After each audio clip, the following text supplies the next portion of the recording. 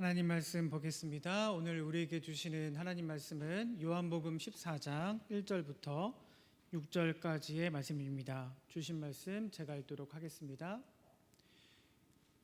너희는 마음에 근심하지 말라. 하나님을 믿으니 또 나를 믿으라. 내 아버지 집에 거할 곳이 많도다. 그렇지 않으면 너희에게 일렀으리라. 내가 너희를 위하여 거처를 예비하러 가노니 가서 너희를 위하여 거처를 예비하면 내가 다시 와서 너희를 내게로 영접하여 나 있는 곳에 너희도 있게 하리라. 내가 어디로 가는지 그 길을 너희가 아느니라. 도마가 이르되 주여 주께서 어디로 가시는지 우리가 알지 못하거늘 그 길을 어찌 알겠사옵나이까. 예수께서 이르시되 내가 곧 길이요 진리요 생명이니 나로 말미암지 않고는 아버지께로 올 자가 없느니라. 아멘. 여러분 반갑습니다. 우리 서로 인사할 때 여기 계신 분들은 전후 좌우의 성도와 함께, 또 혹시 온라인으로 예배하시는 분들이라면 가족들과 인사합니다. 함께 예배함이 기쁨입니다. 반갑습니다. 사랑합니다. 함께 예배함이 기쁨입니다. 반갑습니다. 사랑합니다. 계절이 빠르게 봄으로 전환되고 있습니다. 돌아오는 목요일인 20일은 춘분입니다. 낮과 밤의 길이가 같아지는 절기죠.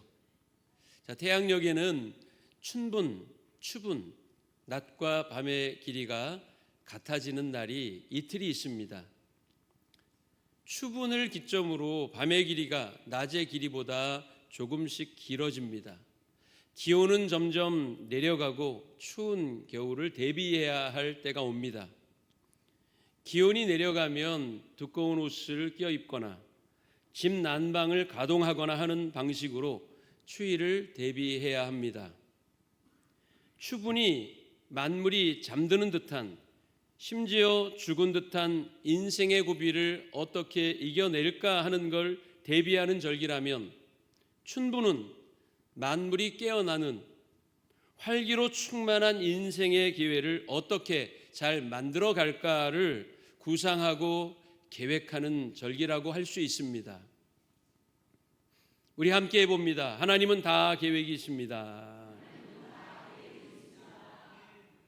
아멘입니까? 봄, 여름, 가을 4계를 운행하시는 하나님께서 여러분의 인생의 4계도 운행하십니다. 가장 완전한 길로 이끄십니다.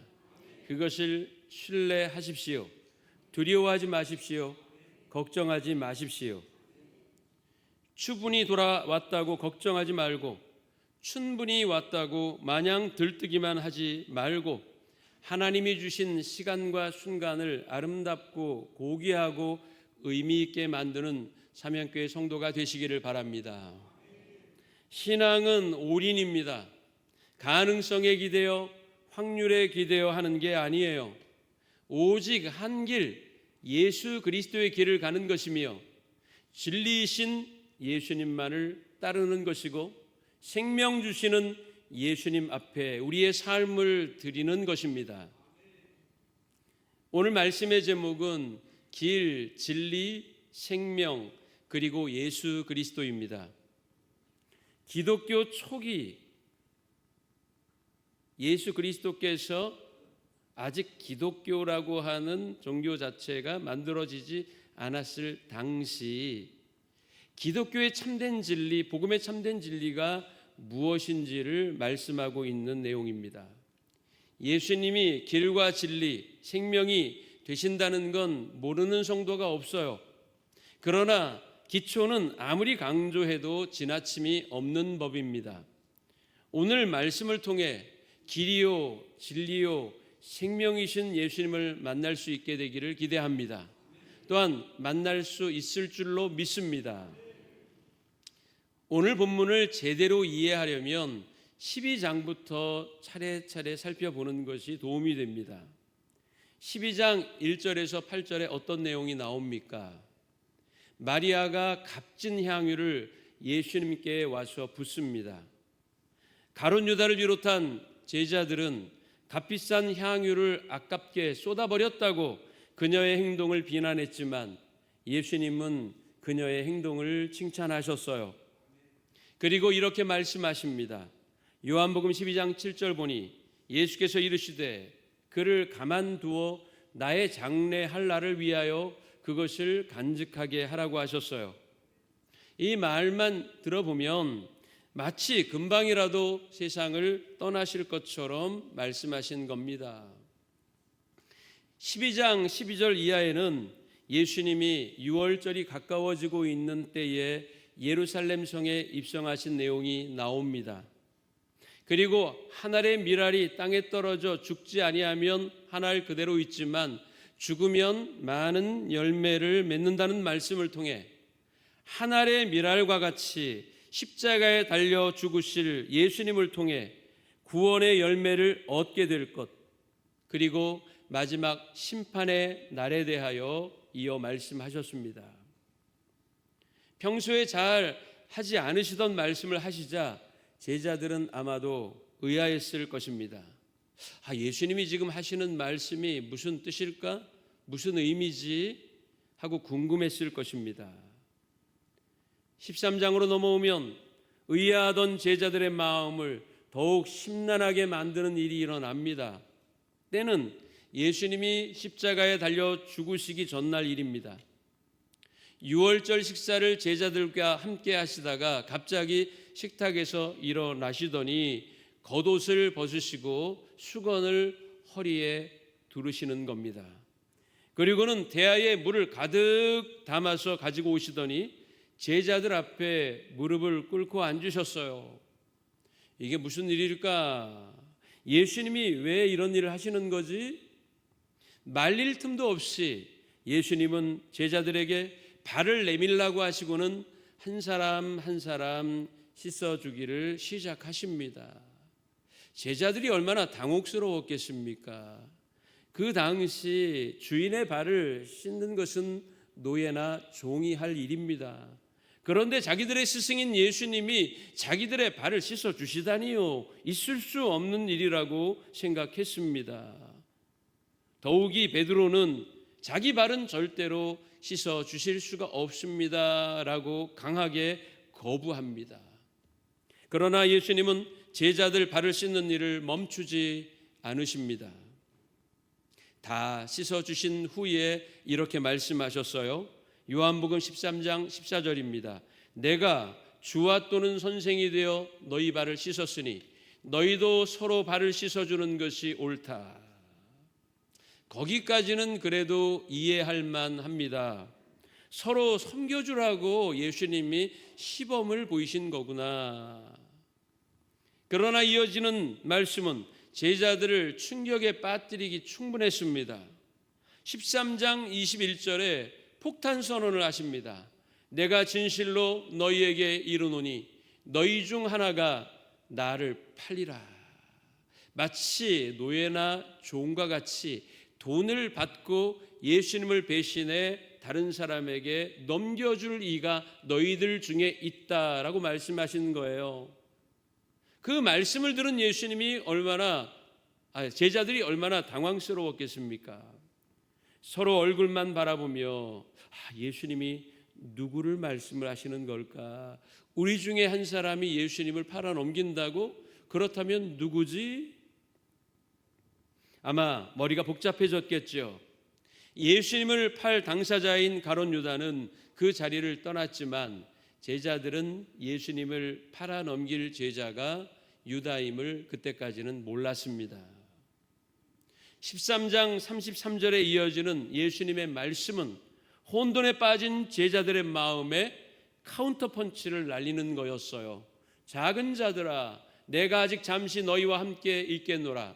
너희가 나를 찾을 것이나 일찍이 내가 유대인들에게 너희는 내가 가는 곳에 올 수 없다고 말한 것과 같이 지금 너희에게도 이른다. 이 말은 무슨 말씀입니까? 내가 어딘가를 가게 될 터인데 너희들은 그곳이 어딘지 모른다라는 겁니다. 그리고 올 수도 없다는 겁니다. 이어 38절에 베드로가 당신을 3번이나 부인하게 되리라는 말씀에 이르러서는 모두 넉다운되고 말았습니다. 예수께서 대답하시되 내가 나를 위하여 내 목숨을 버리겠느냐?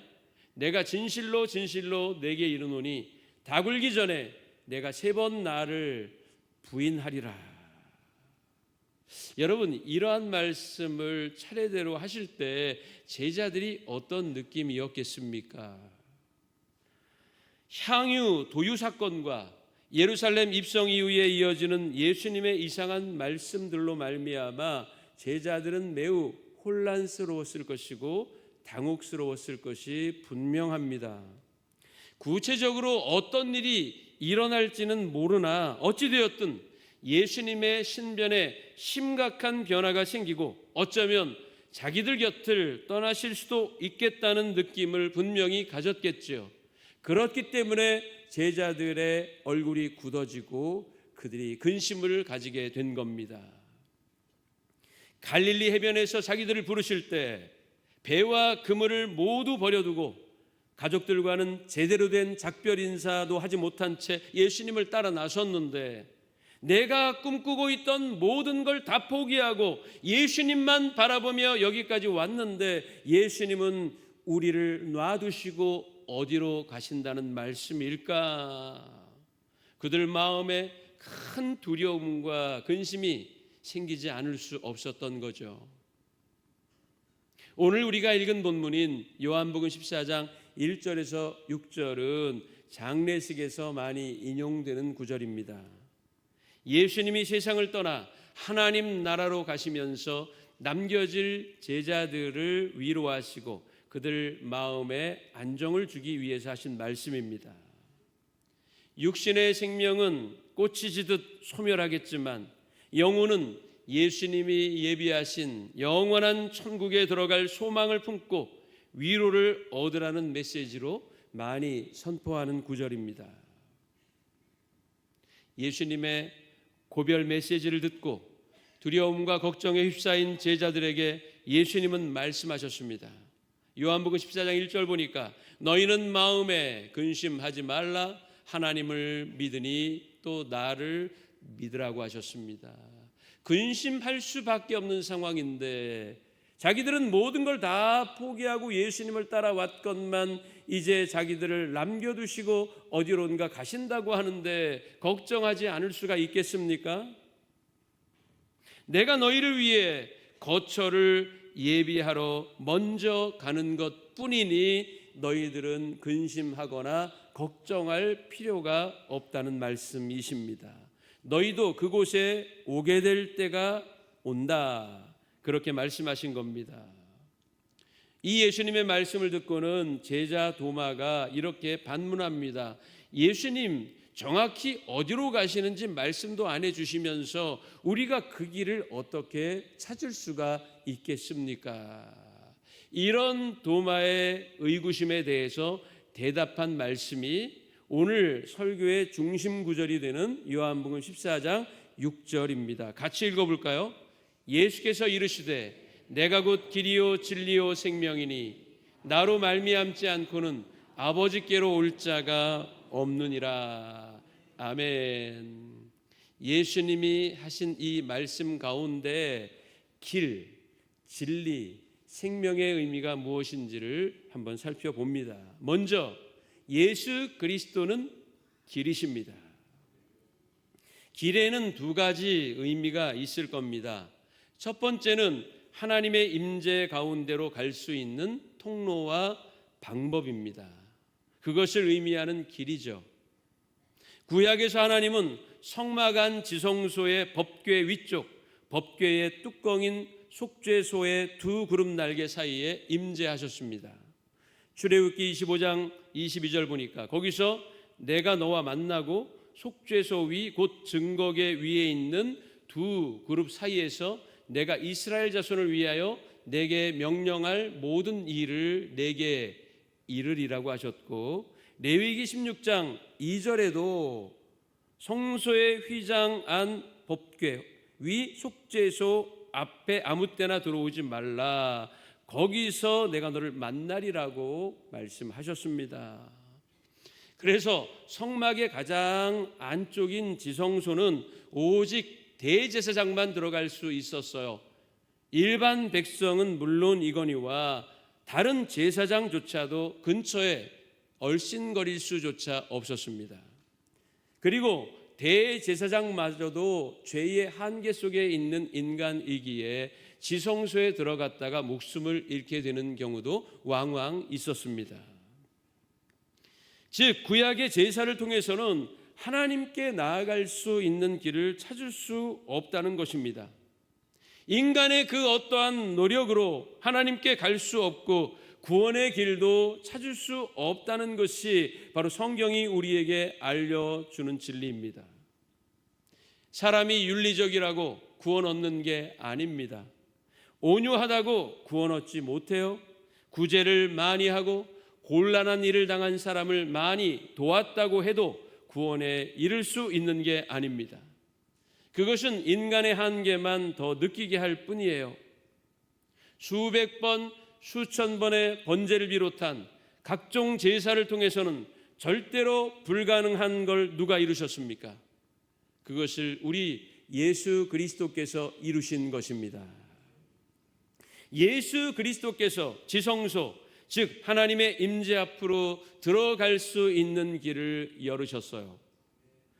히브리서 10장 19절에서 20절에 이렇게 거기에 대해서 알려줍니다. 그러므로 형제들아, 우리가 예수의 피를 힘입어 성소에 들어갈 담력을 얻었나니 그 길은 우리를 위해 휘장 가운데로 열어놓으신 새로운 살 길이요 휘장은 곧 그의 육체니라. 또한 마가복음 15장 38절에 예수님이 십자가에 달려 숨을 거두실 때 이런 일이 일어났다고 했습니다. 이에 성소 휘장이 위로부터 아래까지 찢어져 둘이 됐다는 겁니다. 성소 휘장은 성막의 성소와 지성소를 막고 있던 두꺼운 천을 의미합니다. 지성소 안쪽에는 누구만 들어간다고요? 대제사장만 들어갈 수 있었습니다. 극히 제한적이었다는 뜻이지요. 그러나 예수 그리스도께서 십자가에 달려 숨을 거두실 때에 성소와 지성소를 나누고 있던 두꺼운 휘장이 위에서 아래로 찢어져 통로가 났고 그곳으로 하나님의 임재 가운데로 누구나 들어갈 수 있는 길이 열렸다는 것입니다. 많은 사람이 길을 찾기 위해 많은 노력을 합니다. 그러나 인간이 찾는 길은 올바른 길이 아닙니다. 죄를 해결하지 못한 인간은 절대 하나님께 나아갈 수 없습니다. 오직 예수 그리스도의 십자가로만 우리는 하나님께로 갈 수 있고 구원을 얻을 수 있습니다. 여러분 이것을 믿습니까? 우리 믿는 분만 두 손 들고 아멘 합시다. 할렐루야. 아멘. 길의 두 번째 의미는 추구하는 삶의 목적을 이룰 수 있게 해주는 수단이나 과정 등을 말할 겁니다.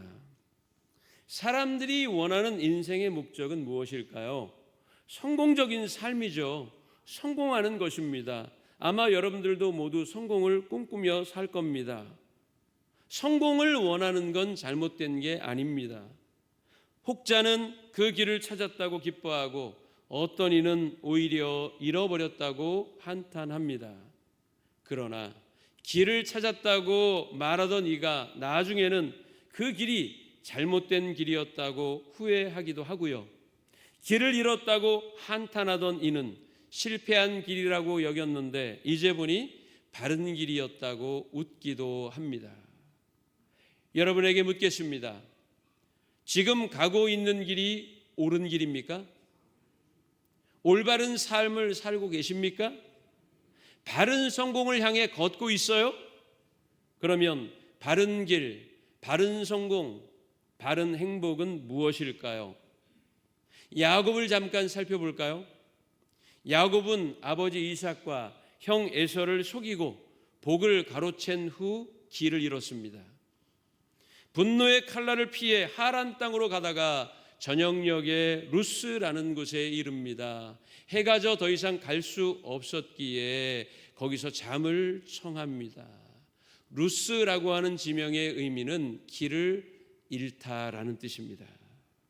그는 성공과 행복을 향해 가다가 오히려 길을 잃어버린 인생이 되고 말았어요. 루스에 도착한 그는 잠을 청했지만 심란한 마음에 쉽게 잠을 이루지 못합니다.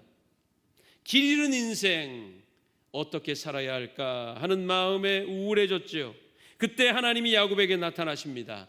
그리고는 이렇게 말씀하셨어요. 창세기 28장 15절 보니까 내가 너와 함께 있어 내가 어디로 가든지 너를 지키며 너를 이끌어 이 땅으로 돌아오게 할지라. 내가 내게 허락한 것을 다 이루기까지 너를 떠나지 아니하리라 하신지라. 할렐루야. 내가 너와 함께 있어 내가 어디로 가든지 너를 지키겠고 너를 절대 떠나지 아니하겠다고 약속하셨어요. 우리 성도는 하나님이 베델에서 루스에서 야곱에게 하신 그 약속을 믿고 사는 사람들입니다. 그러면 되는 겁니다. 성공과 실패를 지극히 세속적 기준에서만 판단하려고 하지 마세요. 하나님과 동행하며 그 안에서 사는 인생이라면 결과의 모습이 어떠할지라도 성공한 인생, 복된 인생이 되는 것입니다. 여러분, 하나님과 동행하며 인생길을 가시기 바랍니다. 두 번째는 예수 그리스도는 진리이십니다. 예수 그리스도만이 거짓을 드러내고 참 진리에 이르게 하는 하나님의 살아있는 말씀입니다. 요한복음 1장 14절 보니 말씀이 육신이 되어 우리 가운데 거하시며 우리가 그 영광을 보니 아버지의 독생자의 영광이요 은혜와 진리가 충만했다고 했습니다. 말씀은 완전한 진리를 뜻합니다.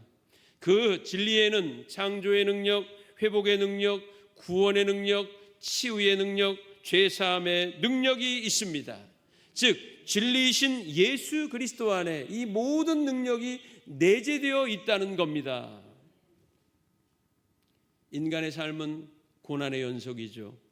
눈물 나는 일들이 많습니다.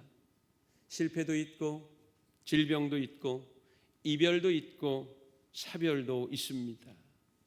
삶과 죽음의 문제, 인생을 사는 참 이치를 찾기 위한 노력은 인간의 역사에서 계속돼 왔습니다.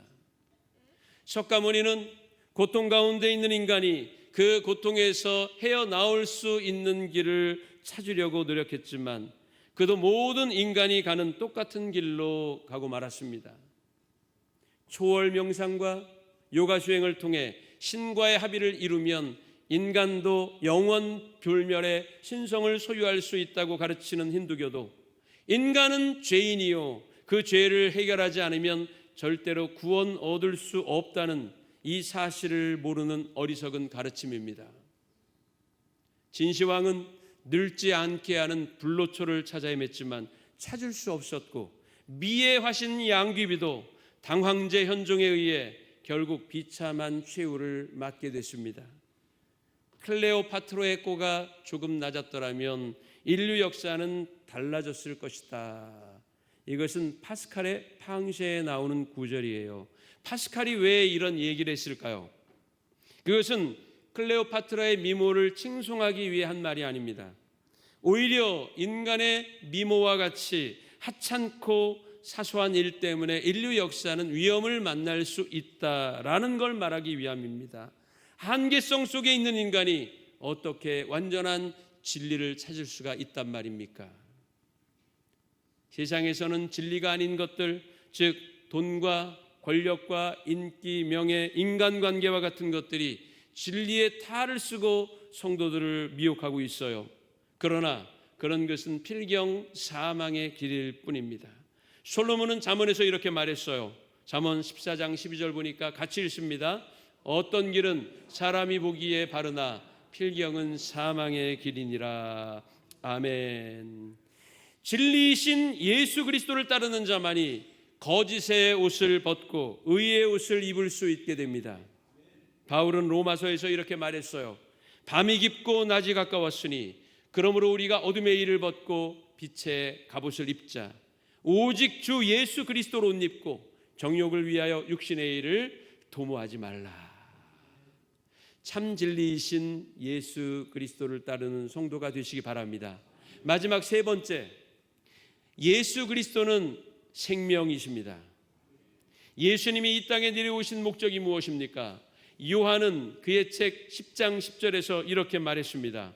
도둑이 오는 것은 도둑질하고 죽이고 멸망시키려는 것뿐이요 내가 온 것은 양으로 생명을 얻게 하고 더 풍성히 얻게 하려는 것이라.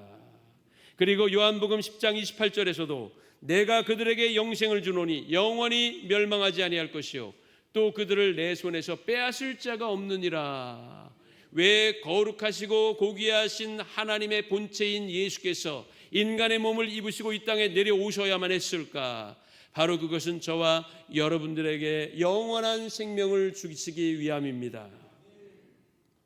아주 명확하고 간결한 선언이 있어요. 요한복음 3장 16절입니다. 같이 읽어볼까요?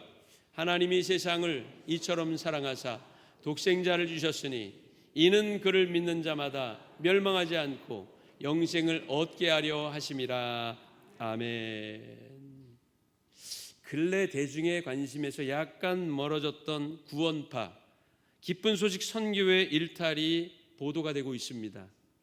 교회 안에서 빚어진 폭력으로 합창단 신도가 숨지는 일이 일어났고 상습적인 폭력과 정치 집회 강제 동원이 자행되고 있다는 기사도 심심치 않게 올라오고 있습니다. 1992년 10월 28일 휴거설을 주장하며 한국 사회에 큰 무리와 혼란을 일으켰던 다미 선교의 끈아풀이 아직 활동하면서 예수님이 금방 오실 겁니다.